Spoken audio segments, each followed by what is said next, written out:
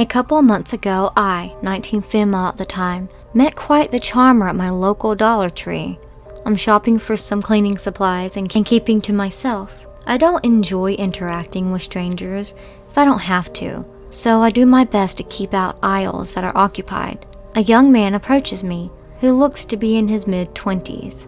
I don't like to judge a book by its cover, but you could tell how skeezy this dude was by the look on his face. Middle school mustache, raised eyebrow, and a shit-eating grin, as if he already had my phone number. I look pretty disheveled myself after being showered and walking in the heat to run errands. It's pretty clear I'm not open for conversation. He opens anyways by asking me my name.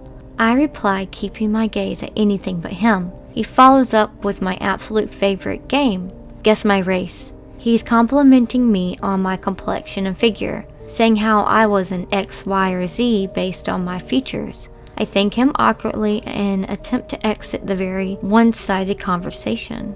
He invites me to his house. I decline. I tell him I have a boyfriend. He invites me as friends. Again, I politely decline and finish my shopping. As I go to check out, I see that he's bothering another girl with the same routine. Of course, he gets turned down again. Once I leave, I notice he's still behind me and trying to grab my attention. A little odd, but nothing out of the ordinary for catcaller types. He smiles at me and asks if I'd like a ride. I decline several more times, and finally he leaves, or so I thought. He pulls up next to me in his truck and asks me again if I had a ride anywhere, all while throwing in the occasional compliment or pet name. I tell him that I am fine to walk and to have a nice day. At this point, I'm becoming more than annoyed. I'm getting creeped out. For reference, I don't own a car. My house is only half a mile away, but I feel like forever at this point, and I am far too shy to tell him to fuck off. This was the last he spoke to me. Now he was just following me. He made circles around the parking lot as I walked out. He followed me down the sidewalk. He even drove the same street twice, just so he could make sure he didn't miss that turn I was making. I gave him the benefit of the doubts. Perhaps he was lost. He was staring every single time. After several minutes, it was clear that he was targeting me. I did not want this guy to know where I live. It's possible that I was overly paranoid due to a history of bad experiences, though something in my gut was saying that this guy wasn't your average douche. I called my boyfriend and told him I was being followed. I asked if he'd stay on the phone with me until I got home. The guy prowling must have thought I was calling the police, but he quickly stopped staring and drove the other direction. I am no stranger to catcalling and flirting, nor are many women, but this situation rubbed me the wrong way. Hi, so this is my first post in the sub. This happened recently and I still can't fully wrap my mind around it and just wanted to share. I wanted to post this in Let's Not Read, but the mods denied it, so I posted it here. For context, I'm a college student and I live in the city alone. I'm particularly close to the US-Mexico border, so human trafficking is unfortunately common here and something I'm very aware of. Last week I decided to make a cinnamon rolls. I realized I didn't have any frosting, but it was like 7 something in the evening and kind of light outside, so I didn't feel nervous about running to the store to grab some. I was wearing a t-shirt, baggy sweats, and Crocs. This will be important later. For anyone that doesn't know, there's essentially 2 ways to wear Crocs. 1 with the strap on top of your foot, which is more casual, or 2 with the strap behind your heel, which is more secure. I always wear them with the strap on top of my foot because they're just barely too tight the other way, which makes it uncomfortable. As I was walking down the stairs to the parking garage in my building, I had this thought in my head. You should flip the strap down on your shoes in case you need to run. I immediately thought that was weird because, like I said, I never wear them like that. And why the hell would I need to run? I argued with myself mentally for a minute, but as I got in my car, I decided to flip it anyways. In the store's parking garage, there are 3 ways to get into the store. A sliding door with a ramp escalator, usually locked by 6 to 7. Number 2, an elevator. Number 3, exit the garage, walk around the block, and enter the front door. I usually go to the ramp, but since it was locked, I parked near the elevator. I also parked with a few of those big cement poles on my left, so no one could park in that side of me and pull me into a car or something. I walked over to the elevator, pushed the button, and all the hairs on the back of my neck stood up.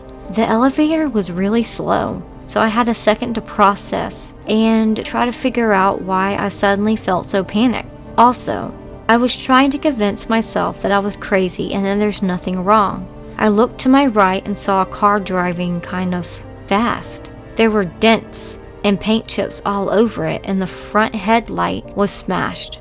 The panicked feeling was screaming at me at this point, and I really believe they stopped behind me, but my gut told me I needed to run.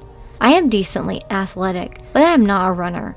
I don't know what gave me the power to run as fast as I did, but I ran all the way out of the parking garage and around the block to the front of the store. I could hear their tires screeching through the garage, but I didn't stop or turn around. I was shaking like a leaf by the time I got in, but didn't want to go to my car because whoever that was could obviously just follow me home. I saw them fly past the front of the store, and finally I felt safe. I assumed they were gone. I walked a few laps through the aisles trying to collect myself, grabbing the frosting, and checked out. The entire time I was in the store, kept trying to logically explain what had just happened. Maybe the guy was in the passenger side was injured, and that's why they were coming so close to the elevator. Maybe they needed to ask me a question. Maybe they think I'm absolutely psychotic for breaking into a sprint in the middle of the parking garage. But why did I hear screeching tires? I tried walking towards the elevator to go back to the garage, telling myself I'm insane for being so scared. The panic feeling came back in my stomach, and even stronger, to the point that I felt nauseous. I worked up the courage to ask a security guard to walk me to my car. I'm a really shy person, so asking a stranger for help isn't something I'm likely to do. He agreed and was very nice and helpful. We went down the elevator and made small talk.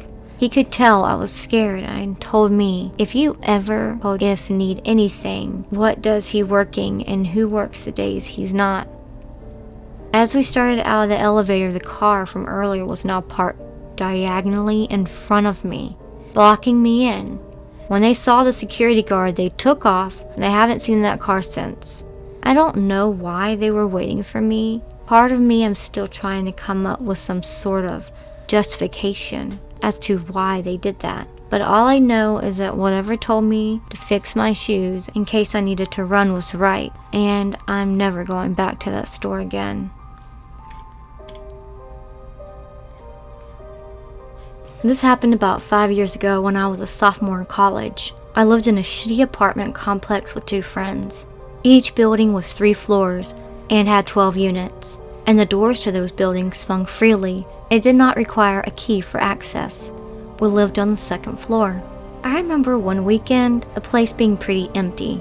It was the summer, so population in the college town was already small at that time. Both my roommates were back home visiting family, and a good chunk of the apartment tenants were gone, as there were hardly any cars in the spots outside my building. It was late at night. I can't remember if I had been somewhere near sleep when this happened, or if I awoke to it laughing. Soft laughing coming from outside my apartment door. I was completely alert, listening as hard as I could. I didn't hear any doors open, so it did not seem like it was a neighbor coming home. A minute or so of silence passed, so I decided it was safe enough to investigate. As quietly as I could, I got out of bed and tiptoed to the door. I pressed my eye against the peephole. A few seconds later, I saw a figure pass in the hallway and I jumped. My breath caught in my throat. A man was out there, just walking back and forth. I watched him through the peephole for a few minutes, completely silent. He mostly paced, but a few times he stopped abruptly and seemed to stare something, captivated, then continued. I remember his eyes so distinctly, wide as hell and pitch black. They rolled around in his head when he paced, but when he stood, they would focus on seemingly nothing. I thought about just ignoring him and trying to go to sleep. He wasn't hurting anyone really, and I was safe behind my door. I just about slowly and quietly creep away from the door and back to my mom's, when all of a sudden this man threw himself at my door, pressed his eye up to the peephole, and sang, "I see you." I never moved so quickly in my life. I felt like I took 2 giant steps and was suddenly back in my room and under the covers like I was a little kid. From my room, I could hear him banging on the doors and walls. He shook the railing on the stairs. He laughed again.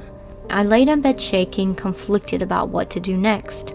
I called my dad first, waking up my parents and whispering what had happened. For numerous reasons, I didn't want to call the police, but my dad convinced me to at least phone the non-emergency line and tell them what happened. He had stopped making noise at this point, but I was so terrified to make any attempt to look out the peephole again. My door was pretty rock solid and had a deadbolt, so I couldn't imagine him forcing it open.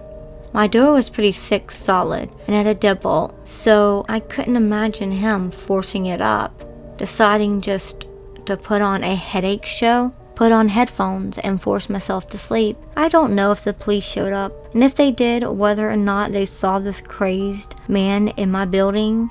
I moved out of the apartment after living there for only a year, and thankfully my next building had locks on the exterior doors.